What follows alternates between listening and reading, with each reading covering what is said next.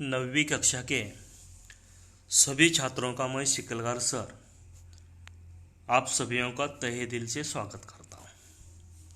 आज हम पद्य पाठ उड़ान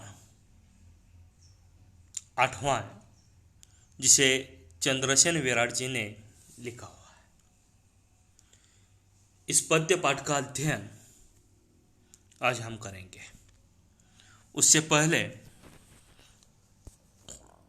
चंद्रसेन विराट जी का अल्प सा परिचय हम यहाँ पर देखेंगे। इनका जन्म 3 दिसंबर 1936 इंदौर, जो मध्य प्रदेश में है, वहाँ पर उनका जन्म हुआ। हिंदी गजल के इतिहास में चंद्रसेन विराट जी का नाम शीर्षस्थ गजलकारों में है। जितने में गजल लिखने वाले कवि हैं, उन सभीयों में शीर्षस्थ स्थान, सबसे ऊंचा स्थान यह चंद्रसेन विराट जी का है। आपने नवगीतों और गजलों से मिलीजुली मुक्तिकाओं में आम आदमी के जीवन को गहराई से देखा है। इन गजल के माध्यम से कवि चंद्रसेन विराट जी ने आम आदमी के जीवन को गहराई से देखकर इसमें व्यक्त किया गया है। इन्होंने लिखी हुई प्रमुख किताबें, कृतियाँ मेहंदी रची हथेली, स्वर के सोपान, मिट्टी मेरे देश की, धार के विपरीत आदि इनके गीत संग्रह है। आस्था के अमलतास, कचनार की टहनी, न्याय कर मेरे समय आदि इनके गजल के संग्रह है। कुछ पलाश, कुछ पाटल, कुछ सपने, कुछ सच आदि इनकी मुक्तक संग्रह है। अब इस गजल के माध्यम से कवि ने मनुष्य के जीवन की गहराई व्यक्त की है। तो देखते हैं छात्रों इस उड़ान के बारे में। यह गजल है, इसकी विधा गजल है। गजल के माने क्या है? गजल एक ही बहार और वजन के अनुसार लिखे गए एक शेरों का समूह है, जिसे हम शेरो शायरी कहते हैं। इनका समूह एक ही बहार में लिखे जाने वाले वजन के साथ वो गजल है। इसके पहले शेर को मतला, जो पहला शेर होता है उसे मतला कहा जाता है, और अंतिम शेर को मक्ता कहते हैं। इस प्रस्तुत रचनाओं में विराट जी ने स्वाभिमान, विनम्रता, हौसलों, बुलंदी, दूरदृष्टि जैसे अनेक मानवीय गुणों को महत्वपूर्ण स्थान दिया है। जैसे कि मानवीय गुणों की प्रेरणा दे रहे हैं विनम्रता, उच्च लक्ष्य, स्वाभिमान, दूरदर्शिता, परोपकार आदि गलतियों को सुधारने का प्रयास। ऐसे गुण हैं जो हमारे व्यक्तित्व को विकास देते हैं। तो छात्रों, तो देखते हैं हम उड़ान। उससे पहले मैं आप सभी से अनुरोध करता हूँ कि आप अपनी कापियाँ और किताब सामने लीजिए। इसमें जो कुछ नए शब्द है, जिसे हम कठिन शब्द भी कहेंगे, उनके अर्थ मैं आपको बताऊंगा, वो आपको लिखवा कर लेने हैं। तो चलो छात्रों, देखते हैं उड़ान।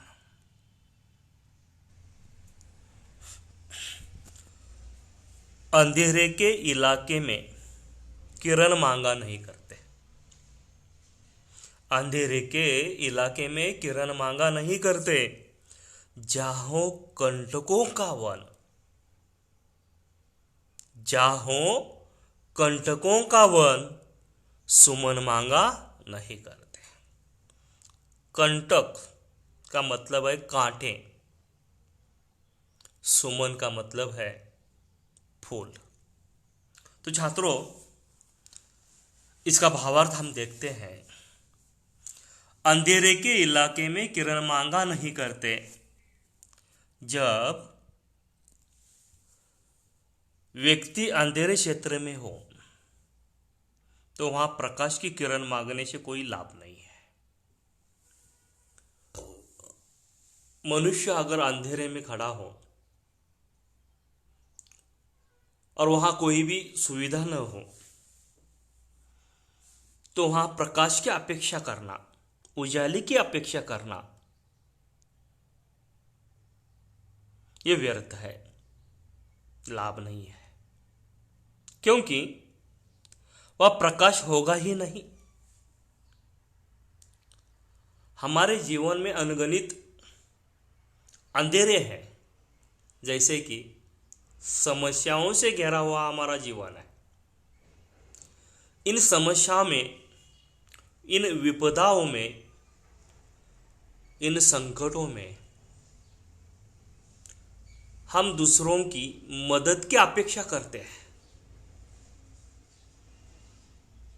लेकिन हमारी कोई भी मदद नहीं करता। ऐसी अवस्था में इन संकटों का मुकाबला, सामना हमें खुद ही करना है। किसी की मदद की अपेक्षा रखना व्यर्थ है। यानी कि अंधेरे के इलाके में किरण मांगा नहीं करते। जाहो कंटकों का वन सुमन मांगा नहीं करते। इसी तरह जब हम कांटों के वन में हो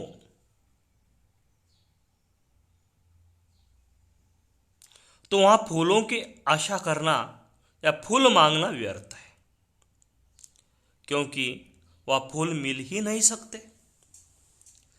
हमारा जीवन ही खड़तर है, विपदा से भरा हुआ है। और ऐसे जीवन के समय में हमें सुख की साधना करना, सुखों की अपेक्षा करना व्यर्थ है। क्योंकि जाहो कंटकों का वन सुमन मांगा नहीं करते। कांटों के वनों में हम खड़े हैं और हम अपेक्षा करेंगे ये कंटक, ये कांटे दूर हो जाए और वहां सुमन बिखरे, फूल बिखरे। ऐसा नहीं हो सकता छात्रों। मनुष्य जीवन में अगर दुखों का साम्राज्य हो और हम अपेक्षा करके ये दुख चले जाएं और सुख ही सुख हमारे जीवन में आ जाए, हमें उस दुखों को दूर करने के लिए कुछ ना कुछ उपाय करना ही होगा। तभी वह दुख दूर होंगे और सुख हमारे जीवन में आएगा। इस तरह की यह पहला शेर होगा। जिससे अधिकार आदर का झुका लेता स्वयं मस्तक, नमन स्वयं में मिलते हैं, नमन मांगा नहीं करते। नमन का मतलब है नमस्कार। देखते हैं इसके भावार्थ। जिससे अधिकार आदर का झुका लेता स्वयं मस्तक, जो व्यक्ति आदर के योग्य होता है वह स्वयं ही नम्र हो जाता है। देखो छात्रों, जिसे हम आदर्श व्यक्ति कहते हैं, उनके सामने हमारा ही मस्तक स्वयं झुक जाता है और उनका ही मस्तक झुक जाता है, क्योंकि वह नम्र होते हैं, विनम्र होते हैं। जो हमारे महापुरुष है, जिन्होंने अपने देश के लिए अपना जीवन समर्पित किया, ऐसे महापुरुषों के सामने हमारा सर झुक जाता ही है। नमन स्वयं में वह मिलते हैं, नमन मांगा नहीं करते। उसे किसी से नमस्कार करवाने की आवश्यकता नहीं होती। ऐसे व्यक्ति को लोग स्वयं झुककर नमस्कार करते हैं, उसका सम्मान करते हैं। जो ऐसे आदर्शवत व्यक्ति होते हैं, उन्हें सामने की व्यक्ति की ओर से नमन नमस्कार की अपेक्षा नहीं होती और वे अपेक्षा भी नहीं करते। जिनके प्रति हमारे मन में आदर भाव है, वे व्यक्ति अगर हमारे सामने आ जाए तो हम खुद ब खुद उनको नमन करते हैं, नमस्कार करते हैं। और जो नमन योग्य व्यक्ति होते हैं, वे दूसरों की नमन की अपेक्षा ही नहीं करते। उन्हें मालूम है कि वे हमें नमन करेंगे ही, नमस्कार करेंगे। जिसे अधिकार आदर का झुका लेता स्वयं मस्तक, नमन स्वयं में मिलते हैं, नमन मांगा नहीं करते। ऐसे व्यक्ति को नमस्कार नमन स्वयं ही मिल जाते हैं। उन्हें नमन की मांगने की आवश्यकता ही नहीं होती, क्योंकि उनका व्यक्तित्व, उनका जीवन, उनका आदर्श इसी योग्य ही होता है। परों में शक्ति हो तो नाप लो उपलब्ध नभ सारा, उड़ानों के लिए पंछी गगन मांगा नहीं करते। पर यानी पंख, उपलब्ध यानी प्राप्त, गगन आकाश। बहुत ही अच्छा है। परों में शक्ति हो तो नाप लो उपलब्ध नभ सावरा, उड़ानों के लिए पंछी गगन मांगा नहीं करते। पक्षियों की उपमा देते हुए कवि कहते हैं, जिसके पंखों में शक्ति हो, परों में शक्ति हो, अर्थात कुछ करने, कुछ पाने की लालसा हो, उसके लिए काम करने की कोई सीमा नहीं होती। परों में शक्ति हो तो नाप लो उपलब्ध नभ सारा। छात्रों, जिनके पंखों में शक्ति होती है, उन्हें कुछ करने की लालसा होती है, उन्हें काम करने की कोई इच्छा होती है, तो वो किसी से अनुमति नहीं चाहते। उनके काम करने के लिए उन्हें कोई सीमा नहीं होती। छात्रों, आप भी इस पंक्ति से कुछ ले सकते हैं।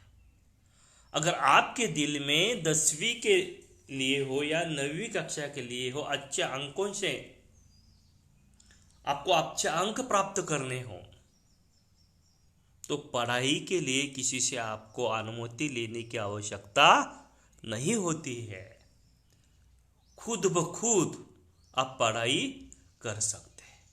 उड़ानों के लिए पंछी गगन मांगा नहीं करते। पक्षी विस्तृत आकाश में स्वयं ऊंची उड़ान भरता है, वह किसी से पूछकर नहीं उड़ता।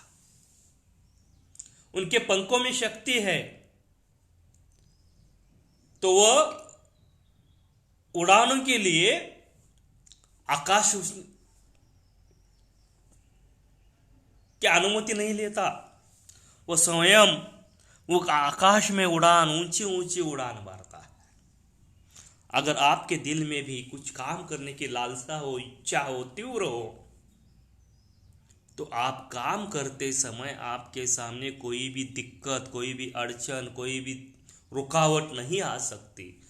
लेकिन आपको काम करने की इच्छा दिल से होनी चाहिए, मन से होनी चाहिए। उस समय कोई भी रुकावट नहीं आती। अगर आपकी काम करने की लालसा आपको नहीं होगी तो हर काम में आपको रुकावट आएगी।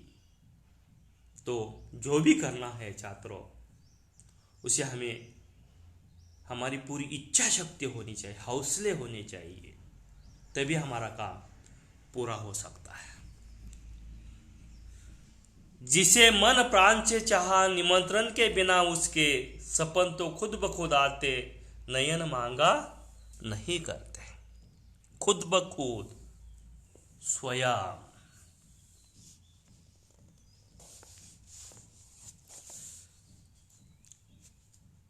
जिससे हम बहुत अधिक चाहते हैं, जिसे मन प्राण से चाहा, यानी हम बहुत अधिक चाहते हैं, निमंत्रण के बिना उसके बहुत प्यार करते हैं।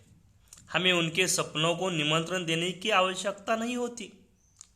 जो हमारे दिल में बसते हैं, जिसे हम दिल मन से चाहते हैं, उन्हें हमारे सपनों में निमंत्रण देने की आवश्यकता नहीं होती। उसके सपने स्वयं हमारे आंखों में स्थान पा लेते हैं। उनके जो सपने होते हैं वो स्वयं ही हमारे नयनों में आ जाते हैं। उसकी याद हमारे दिल में रहती है। जिसे हम दिल मन से चाहते हैं, ऐसे आदर्श व्यक्ति हमारे दिल में घर कर लेते हैं और हमारे दिल में हमेशा रहते हैं। ऐसे व्यक्तियों के स्वप्न हमारे आंखों में रहते हैं। ऐसे व्यक्तियों का आदर्श लेकर हम आगे बढ़ने की कोशिश करते हैं। जिन्होंने कर लिया स्वीकार, पश्चाताप में जलना, सुलगते आप बाहर से, अगन मांगा नहीं करते।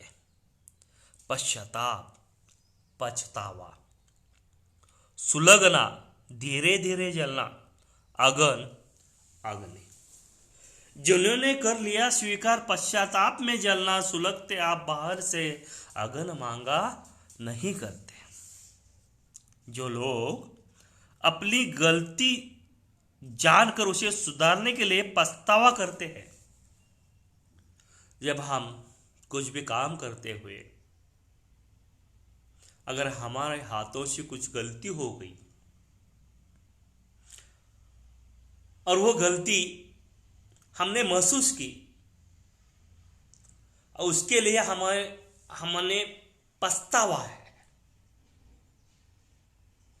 और वो उस आग में, उस पछतावे के आग में स्वयं जल जाता है और वह अपने दिल से, अपने मन से वह कहता है कि ऐसी गलती दोबारा मेरे जीवन में मैं कभी नहीं करूँगा।